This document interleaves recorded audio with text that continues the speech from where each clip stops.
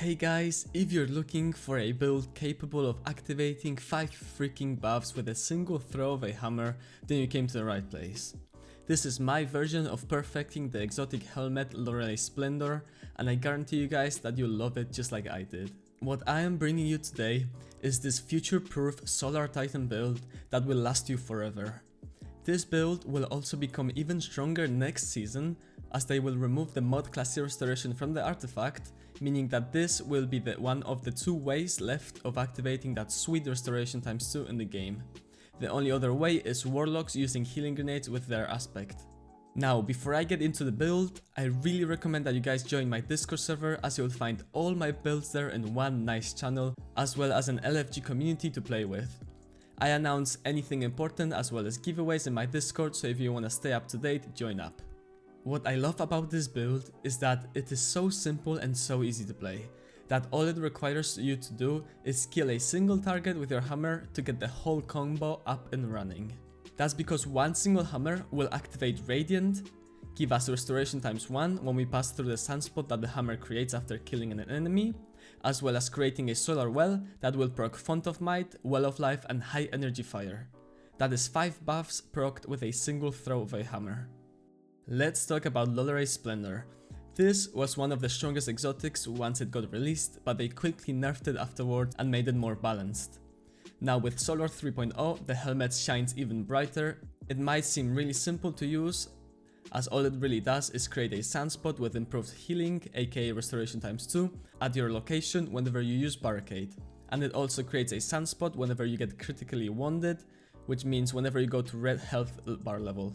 Simple enough, right? Well, there are a couple of things that people don't quite understand, and a couple of other that you must know if you want to use this helmet the right way. One of those things is that once you get critically wounded, it consumes your Barricade in order to spawn a sunspot. Meaning that if you don't have your Barricade at the time of getting critically wounded, it will not spawn a sunspot to save you from dying, as you can see. If you ever wonder how did you possibly die with this OP helmet, then this is one of the reasons. Secondly, and this one is pretty big because I've died to this multiple times, is that your sunspots can refresh the duration of your restoration every time you enter the sunspot. Let me say it again, you have to enter the sunspot if you want it to refresh your restoration. This means that if you place down your Barricade and simply stand in the sunspot, it will not keep on refreshing your restoration, and it will end up running just in a couple of seconds. Hence there are times when you are standing on the sunspot and you still somehow die. Well, this is the reason why. Now, to prevent this from happening, you are either going to keep walking back and forth between the sunspot, so it keeps the restoration running, or you will start beaming and getting kills with a Fragment, Ember of Empyrean. That way each kill that you get will prolong the duration of restoration on you. Okay, now that you have a full understanding of this amazing helmet, let me get into the stats as well as aspects and fragments that we will be using. Stat-wise, as always, you want to aim for that high resilience and then followed by some recovery and discipline. For our abilities, we are using Rally Barricade, and that's simply because it provides you with a lower cooldown, which means you can spam it more often. I also like to combine it with healing grenades, simply because sometimes I don't have my Rally Barricade up or I want to help my teammates to survive. Aspect-wise, we are using Sol Invictus, and this is what's going to be creating those solar sunspots whenever you get kills with your hammer or any ability. Now, those sunspots give you restoration ×1, and they also increase the speed at which your abilities regenerate.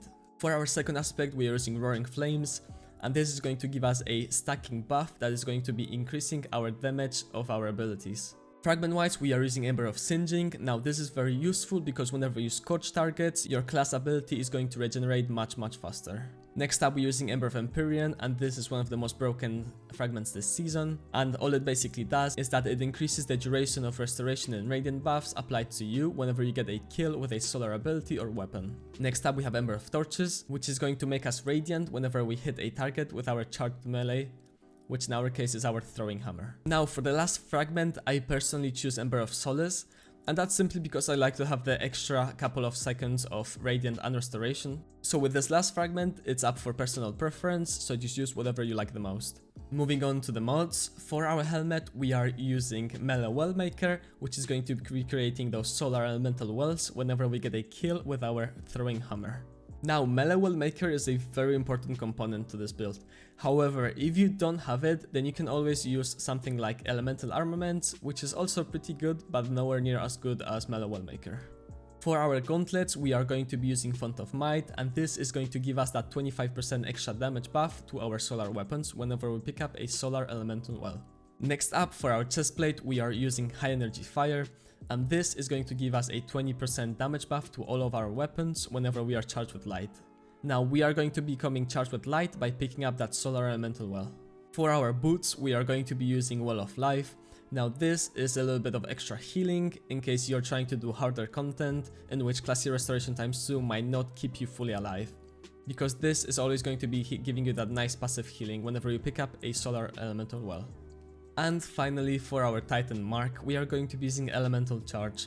Now, we need Elemental Charge because we are using High Energy Fire in this build, and what this does is that whenever we pick up a solar elemental well, it's going to give us 2 stacks of Charge with Light, which are going to be feeding into High Energy Fire. Now, I left you guys 6 energy in the Titan Mark simply because I want to allow you guys to use any artifact mod you want this season. For example, if you're going for a Ignition build, then you can use Rays of Precision. If you want more wells and you're using an exotic weapon, then for example you can go for Flame Harvesting. Now, if you're dealing with a lot of champions, then I do recommend using Revitalizing Blast, as this mod is absolutely amazing. For example, I was running a Nightfall, which I don't know whose idea was it, but it has all 3 type of champions, and I decided to equip all 3 weapons needed to deal with them. So whenever I stun them, this amazing mod kept on activating and causing ignition to them for that nice free damage. But as I said, feel free to use any mod from the artifact as you've got more than enough energy. Now, once this season is gone and we start next season, all you have to do is just equip another utility Kickstar in here, and that's going to give you even more class ability energy whenever you use it. Weapon wise, this build is very flexible. However, you definitely want to stick with solar weapons like Callous Many Tool, Lament, or any kind of solar weapon. Now, for example, I was facing a Nightfall with all 3 champion mods available on them, meaning I had to use a scout rifle, a submachine gun, and then the Lament when dealing with anti-barriers. And honestly, this build felt amazing because I was pretty much unkillable. A couple of other recommendations I can give you is Tommy's Matchbook. Now, this gun is amazing with this build because this build counters the overheating that you get from this gun because you're constantly healing. Another amazing weapon is the Taraba. This weapon is an absolute beast. Once you get all the damage buffs running and then you activate Ravenous Beast, you're absolutely going to be melting anything, even bosses. Aside from that, don't be afraid to experiment and just use any solar weapons that you want with this build. The way you play this build is very simple. You throw your hammer to get all the buffs running, and then you go mayhem and destroy anything that stands in your way. However, remember that the restoration that your hammer gives you, it's only a ×1 restoration, meaning it is somewhat weaker than the ×2 that you get from a barricade. So whenever you feel like you need even more healing, feel free to activate your barricade. You can also decide not to activate it and simply let it activate itself when you reach critical health. What I like to do is place my barricade in front of my enemies, then use my hammer to kill one of them, and then proceed to eliminate anything that stands in my way. Keep in mind that thanks to Ember of Empyrean, we will be prolonging the duration of Radiant and Restorations on us every time we get a kill with a solar weapon or ability. Meaning that if you're constantly getting kills, you won't really have to place your barricade again, and you can save it for those times when you get critically wounded.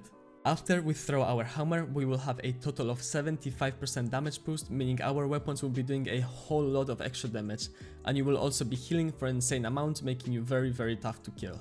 There is no complicated combos or setups, you simply throw a hammer to get the buffs and then play the game normally. I can't wait to use this build next season, as it will only get better from now on. Titans can finally fill in that tank role that they were supposed to do in Destiny. This is all for today. I really hope that you understood the whole video, and if you have any questions, feel free to ask in the comments below. I reply to every question. Once again, thank you so much for watching, and I hope to see you in the next video.